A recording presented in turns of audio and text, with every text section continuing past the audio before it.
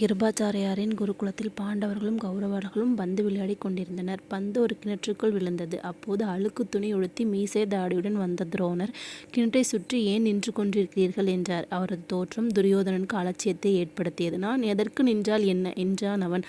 ஆனால் அர்ஜுனன், சுவாமி, கிணற்றில் விழுந்த பந்தை எடுக்க வழி தெரியாமல் தவிக்கிறோம் என்றான் பணிவுடன். துரோணர் ஆர்வத்துடன், தம்பி, உன் பெயர் என்ன என்றார். என் பெயர் அர்ஜுனன், குருகுலத்தில் படிக்கிறேன் என்றான். நல்லது, நீருக்குள் விழுந்த பொருளை எடுக்கும் மந்திர வித்தையை இப்போதே உனக்கு கற்றுத்தருகிறேன் என்று சொல்லி அங்கிருந்த புட்களை பறித்தார். அர்ஜுனன் காதில் மந்திரத்தை உபதேசம் செய்து புட்களை அவனிடம் கொடுத்த அர்ஜுனா, மந்திரத்தை ஜெபித்தபடி ஒவ்வொரு புல்லாக கிணற்றுக்குள் வீசு என்றார். அந்த புட்கள் ஒன்றுக்கொன்று தைத்து கொண்டே போக நீண்ட கயிறாக மாறியது. அதன் உதவியுடன் பந்தை மேலே கொண்டு வந்தான் அர்ஜுனன். பின்னாளில் அவன் வில்வித்தையில் சிறக்க இந்த சம்பவம் அமைந்தது.